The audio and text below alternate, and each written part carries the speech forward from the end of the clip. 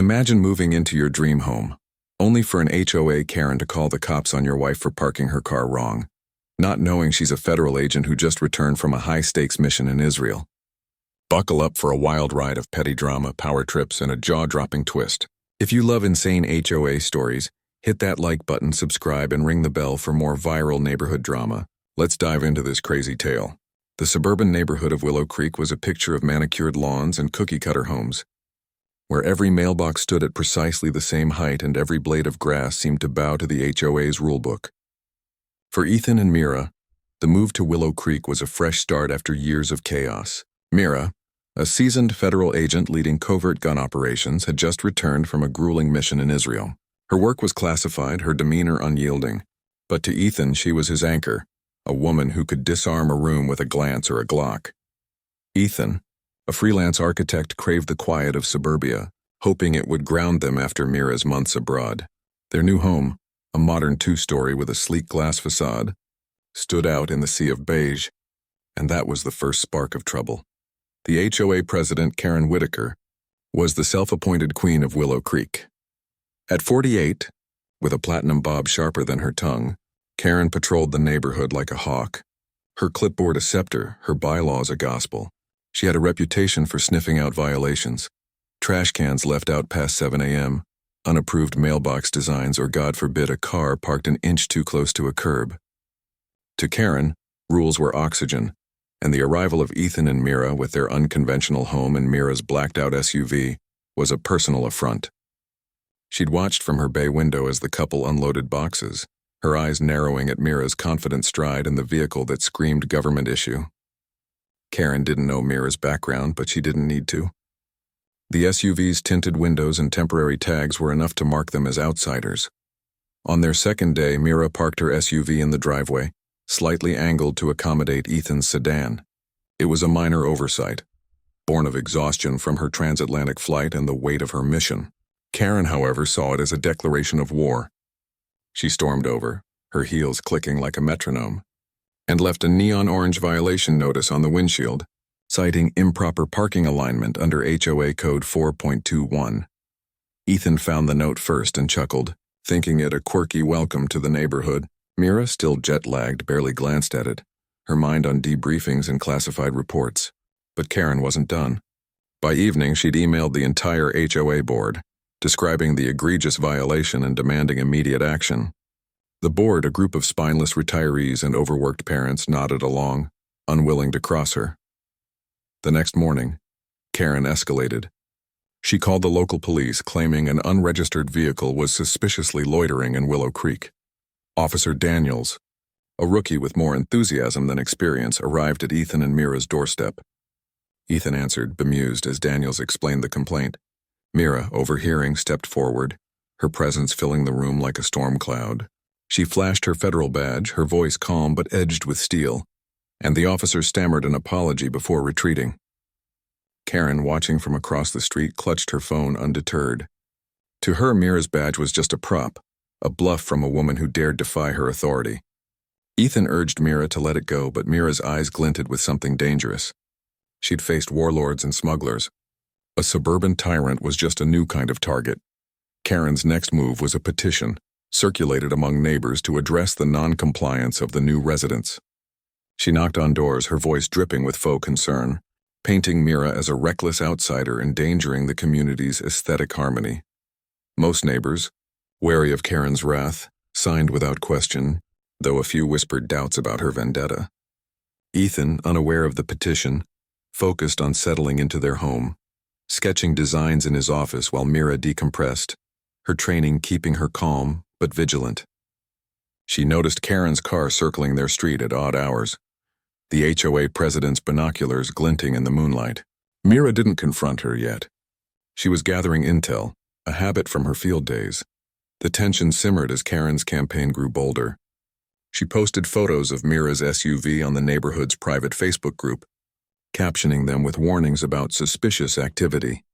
Comments piled up, some curious, others hostile, fueled by Karen's relentless narrative. Ethan, checking the group out of curiosity, saw the posts and felt a knot in his stomach. He showed Mira, expecting her to laugh it off, but her jaw tightened. She recognized the pattern: escalation, isolation, control. Karen wasn't just a nuisance. She was a threat to their peace. As the week ended, Mira decided to act, not with confrontation but with precision. She ran a background check on Karen, using her federal access, and uncovered a history of petty lawsuits and complaints against neighbors. Karen was no stranger to power plays, but she'd never faced someone like Mira. By the weekend, Karen had rallied enough signatures to call an emergency HOA meeting to discuss the new residents' violations. She sent Ethan and Mira a formal notice demanding their attendance. Ethan wanted to ignore it, but Mira saw an opportunity. She prepared, not with notes or apologies, but with the quiet confidence of someone who'd stared down worse than a room of suburban busybodies. As the meeting loomed, Karen gloated to her allies, certain she'd humiliate the newcomers into submission. She didn't know Mira was already 3 steps ahead, her training kicking in, ready to turn the tables in a way Karen could never predict. The HOA meeting was held in the community center, a sterile room with fluorescent lights and folding chairs arranged like a courtroom. Karen stood at the front, her clipboard a shield, as she presented her case against Ethan and Mira. The room buzzed with murmurs as neighbors, some curious, others indifferent, listened to her litany of complaints: the SUV's improper parking, the unapproved modern design of their home, and vague accusations of disruptive behavior. Ethan sat in the back, arms crossed, his patience thinning. Mira beside him was a study in composure, her eyes scanning the room like a battlefield. She noted the exits, the body language of the crowd, and Karen's smug posture. Years of covert ops had taught her to read people, and Karen was an open book, arrogant, insecure, and dangerously overconfident. Karen's presentation was a masterclass in exaggeration. She projected grainy photos of Mira's SUV, claiming it obstructed sightlines and lowered property values. She cited bylaws with the fervor of a prosecutor, ignoring the eye rolls from a few neighbors who'd tired of her reign. Ethan whispered to Mira, urging her to speak, but Mira shook her head, her silence deliberate. She was waiting for the right moment, letting Karen dig her own grave. The board, cowed by Karen's intensity, nodded along, though one member, a retired teacher named Susan, frowned at the theatrics. Susan had clashed with Karen before, and sensed something off about this crusade. As Karen wrapped up, she opened the floor for discussion, expecting a chorus of support. Instead, Mira stood, her movements deliberate, her presence commanding. She didn't raise her voice or gesture wildly. She didn't need to. She introduced herself as a federal agent, her badge gleaming under the lights, and explained in measured tones that her SUV was government-issued and parked legally. The room fell silent. Karen's smile faltered, but she doubled down, accusing Mira of intimidating the community with her credentials. It was a misstep. Mira calmly outlined Karen's history of frivolous complaints, citing public records she'd accessed legally. Gasps rippled through the crowd as Mira revealed Karen's pattern of targeting newcomers to maintain control. The mood shifted. Neighbors who'd signed the petition squirmed, realizing they'd been manipulated. Susan, emboldened, questioned Karen's authority to call the police over a parking dispute. Karen stammered, her clipboard trembling as her allies abandoned her. Mira sat down, her point made, but the damage was done. Karen's reputation cracked like cheap glass, and the meeting ended in chaos, with neighbors arguing and the board scrambling to regain order. Ethan, stunned by Mira's precision, felt a mix of pride and unease. He knew this wasn't the end. Karen wouldn't surrender so easily. Outside, Karen fumed, her mind racing for a counterattack. She refused to be outdone by a newcomer, badge or not. By morning, she'd filed a formal complaint with the city, alleging Mira's SUV violated municipal codes.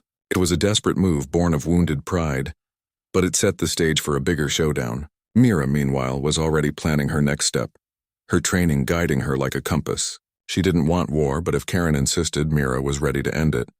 Karen's city complaint backfired spectacularly. The municipal office, after a quick review, dismissed it as baseless, especially when Mira provided documentation proving her vehicle's federal status. The rejection was a public humiliation for Karen, emailed to the entire HOA board by a city clerk who'd dealt with her complaints before.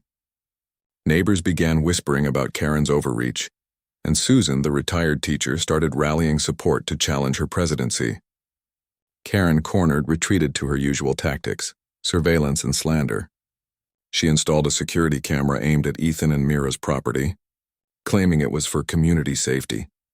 She also revived her Facebook campaign, posting veiled accusations about Mira's secretive job, hinting at conspiracies to rile up the gullible. Mira, unfazed, escalated her response with surgical precision. Using her federal contacts, she ensured Karen's camera was flagged as an illegal invasion of privacy, citing local ordinances. A county official visited Karen's home, ordering her to remove it or face fines. The neighborhood group chat exploded with residents splitting into factions, those tired of Karen's tyranny and those still loyal to her. Ethan, caught in the middle, worried about the stress on Mira, who seemed almost energized by the conflict. Her missions abroad had taught her to thrive under pressure, and Karen was just another adversary to outmaneuver. Behind the scenes, Mira uncovered more about Karen's past: a failed real estate venture, a string of lawsuits against former neighbors, and a penchant for bending rules when it suited her. Mira shared this with Susan, who used it to draft a petition to oust Karen as HOA president.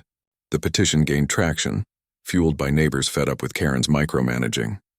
Karen, sensing the tide turning, made a final reckless move. She contacted a local news outlet pitching a story about a rogue federal agent disrupting Willow Creek. The reporter, intrigued, reached out to Mira, who agreed to an interview, on her terms. The interview was a masterstroke. Mira, polished and professional, explained her role vaguely but authoritatively, emphasizing her service to the country. She framed Karen's actions as petty harassment, backed by public records of her complaints. The story aired, painting Karen as the villain and Mira as a hero unfairly targeted. Willow Creek became a local sensation, with social media buzzing about the HOA Karen taken down by a federal agent. Karen's allies deserted her, and the board called an emergency vote. Susan's petition succeeded and Karen was removed as president, her clipboard era over. Ethan and Mira settled into their home, the neighborhood quieter without Karen's patrols. Mira, though, remained vigilant, her instincts never fully at rest. Karen moved away months later, her house sold to a young couple who waved at Ethan and Mira without fear. The SUV stayed in the driveway, perfectly aligned, a silent reminder of Mira's victory. But as Ethan watched Mira scan the street one evening, he wondered if the calm was permanent, or if another Karen was waiting in the wings. If you love this wild HOA drama, smash that like button, subscribe, and hit the bell for more crazy neighborhood stories. Drop a comment with your own HOA nightmares, we read them all. Stay tuned for more epic showdowns.